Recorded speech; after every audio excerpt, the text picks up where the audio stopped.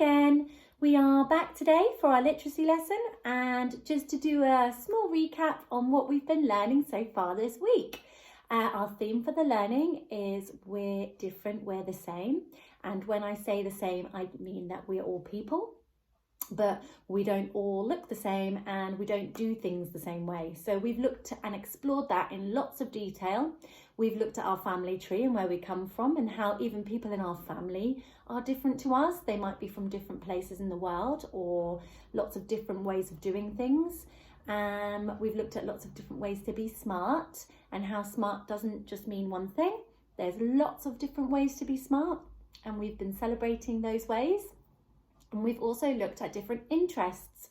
Like yesterday, we learned about Julian and his interests, and how he really liked to dress up as a mermaid, and his nana was really accepting of that. We are learning how to be accepting of others and their differences.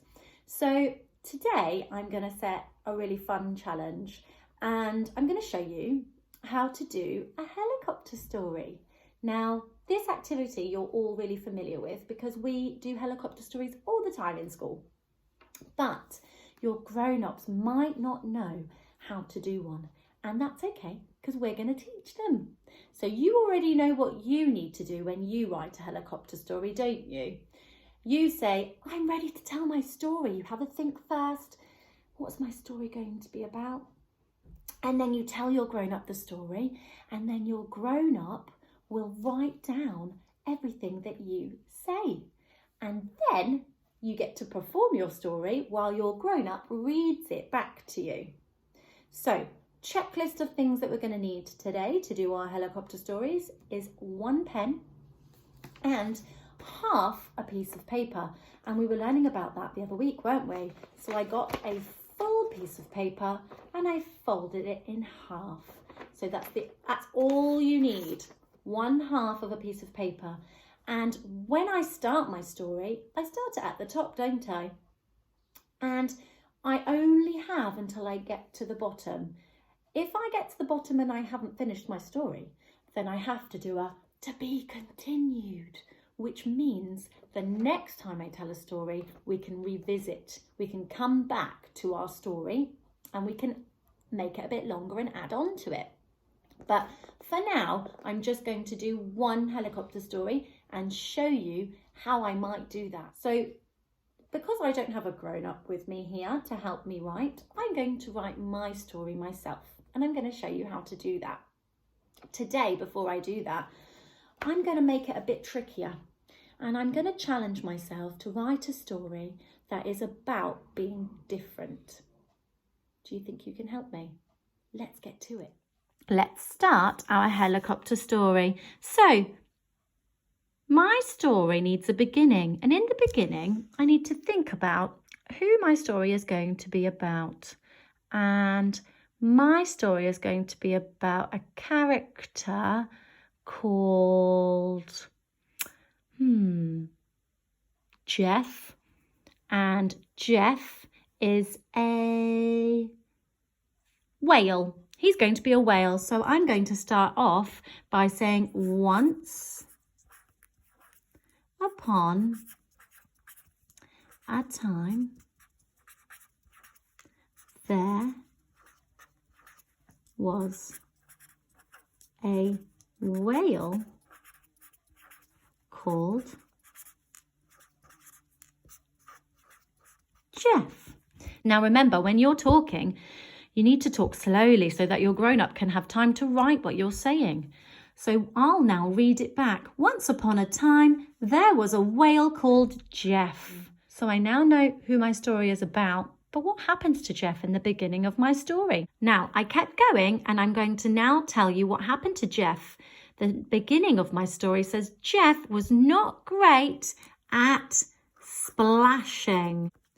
He felt sad that he couldn't splash with his friends. So that is the beginning of my story. Let's have a go. Once upon a time, there was a whale called Jeff. Jeff was not great at splashing. He felt sad that he couldn't splash with his friends. Now, we need a middle. Sometimes in the middle of the story, the main character might have a problem that he needs to solve. And we already know that he's not great at splashing. I wonder if there could be another character that might help him. I'm having a think. I'm going to think of a dolphin called Susie. Susie, the dolphin,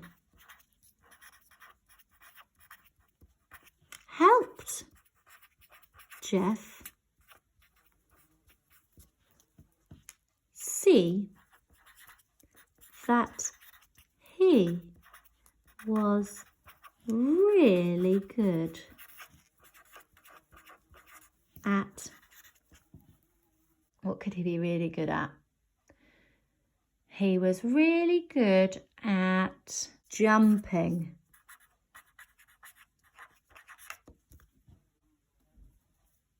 Susie said, "Why don't you jump up high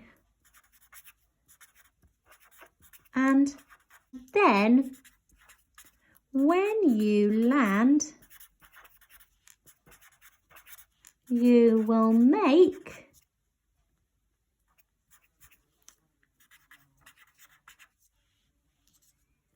a big splash." Let's read from the beginning.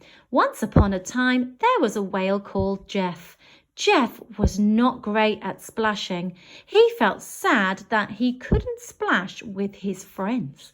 Susie the dolphin helped Jeff see that he was really good at jumping. Susie said, "Why don't you jump up high and then when you land, you will make a big splash?" So Susie's got a great idea.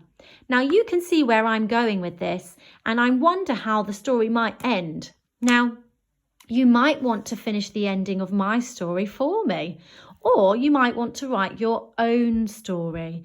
But grown-ups, this is how you help write a helicopter story. Your child will tell you what they want the story to be, and you just write it down. What we need to make sure we do is keep going back to the beginning to reread it so that they can really picture their story and see what to write next. The next thing we do is you need to ask, who do you want to be in your story? Now, if I was going to perform this story, I think I would like to be helpful Susie. So if you want to be Susie, you go a big circle. You want to be Susie.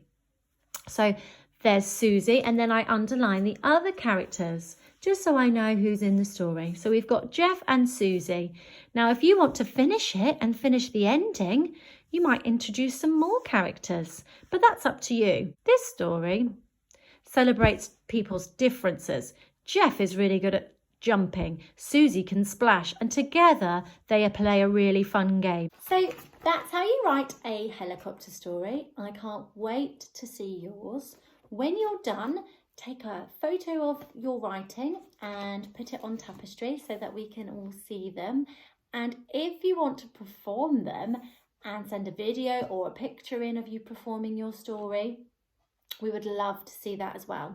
If you do want to perform them, what we have to do is you might need to remind your grown-up about what we do. The people who are watching the story, which is the audience, they're going to sit around a stage that you've built. And that could just be a bit of carpet space or a bit of space in your house where the performers will stand. And everybody sits and watches. And if there is a certain character in the story that you want to play, like I would be playing Susie, I would be there showing everybody what Susie the dolphin might look like and what she might do. And that is the performer's choice. They get to choose what Susie looks like and what Susie does and how she might act if she's a dolphin. And these are all questions that you can ask your children, grown-ups. How might Susie the dolphin, what might she look like? What might she be doing, to encourage them? But if they find it a bit tricky, those are the questions that you can ask. And then somebody goes round, the person who's reading the story goes round and taps the person on the head who's watching if they want to be the other character. So say if you're watching this with mum and sisters, you might tap your sister on the head and be like, would you like to be Jeff? And then that way everybody's involved in the story.